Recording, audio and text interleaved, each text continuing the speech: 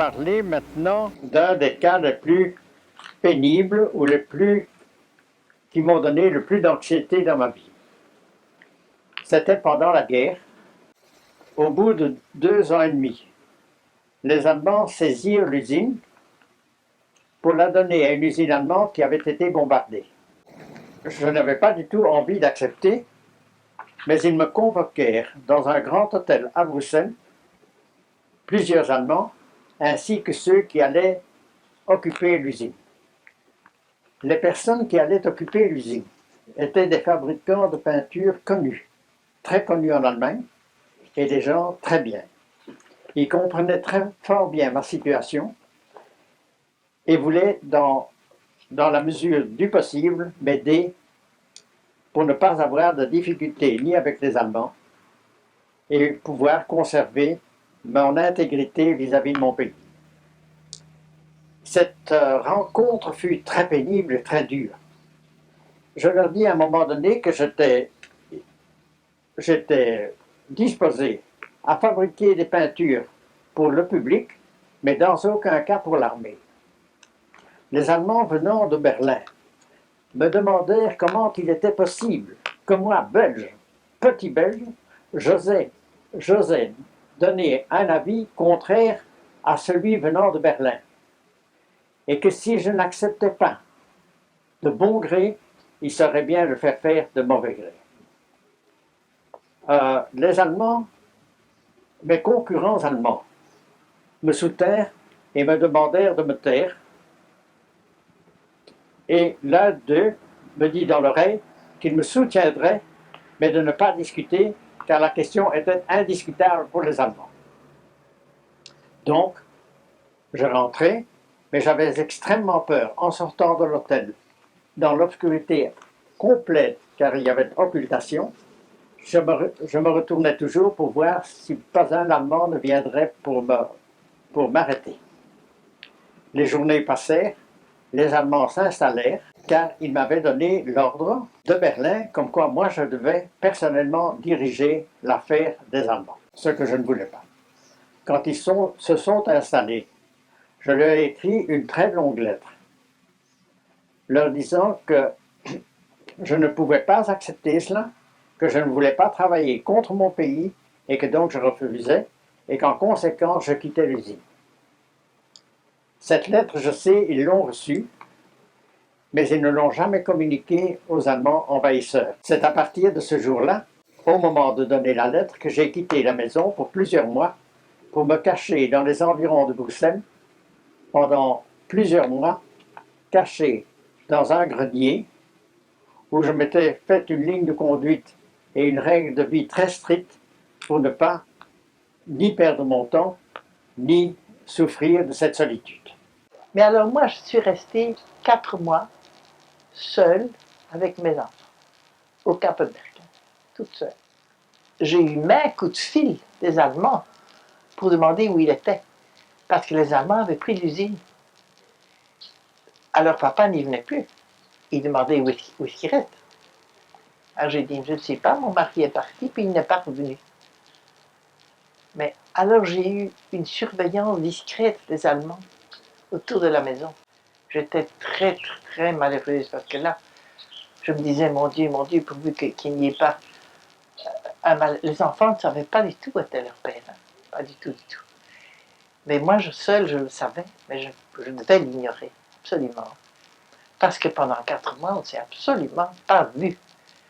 Mais l'abbé Goossens, qui était donc le fils des parents là, qui ont accepté papa, pendant 4 mois, eh bien, celui-là, de temps en temps, il venait soi-disant voir comment étaient les enfants, et puis il me donnait in petto une petite nouvelle. Mais ça, c'était quand même très pénible.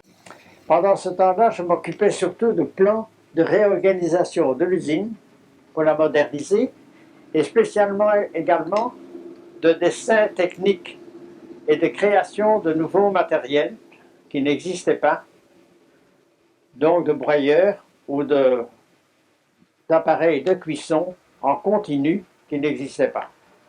Pour cela, j'avais très peu de papier, car le papier était rare, et je travaillais sur des couvertures de dossiers du propriétaire où je vivais, propriétaire qui était un avocat et qui me donnait cette couverture pour que je puisse dessiner. Et alors Jean, qui était dans l'armée secrète, il nous avait pas dit ça au début. Alors donc lui s'est caché dans les foins et de tout, pour ne pas être pris. Pierre, qu'est-ce qu'il n'en a pas fait? Faire sauter des rails de chemin de fer et tout ça. À notre insu. Un beau jour, Jean, qui allait soi-disant à l'école,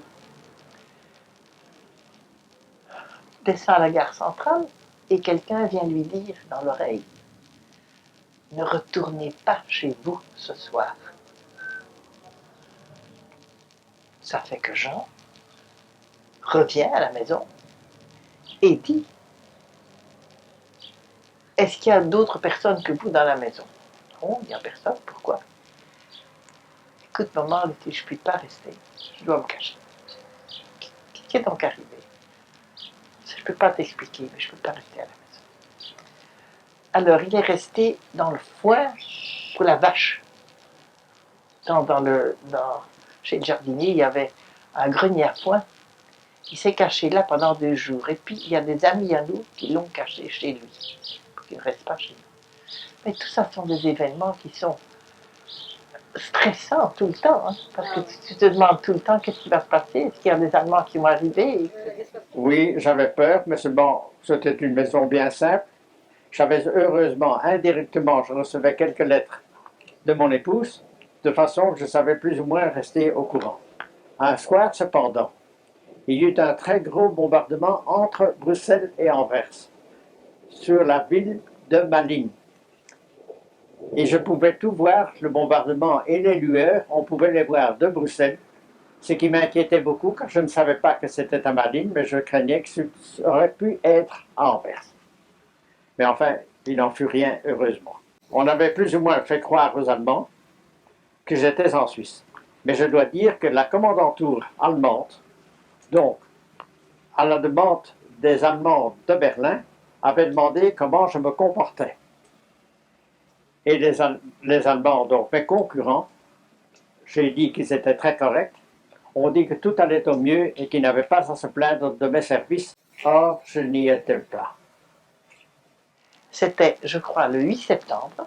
Ma belle-mère se trouvait chez moi. Mais vous n'avez donc pas de nouvelles d'Albert, mais enfin, etc. Alors, je ne pouvais pas même lui dire à elle de peur d'une fuite quelconque. Et nous étions à parler ensemble, quand tout à coup, fenêtre ouverte, j'entends le sifflotement de papa. Il y avait un sifflotement. Alors moi, je dis, qu'est-ce que c'est que ça? Second sifflotement. Oh, moi, je ne peux pas me tromper, ça doit être lui. Alors je me précipite à la fenêtre et je le vois derrière le bosquet qui me fait un petit signe. Alors ça, c'était... Oh, on ne savait pas s'écourir les escaliers, se rencontrer, juste parce que sa maman était là. Ça tombait magnifiquement. Hein? Alors on a cherché une bouteille de champagne pour fêter ça.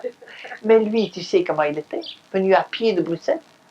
Il n'avait plus de pied, tout ça était en sang. Parce qu'il n'y avait encore pas de transport du tout. Hein.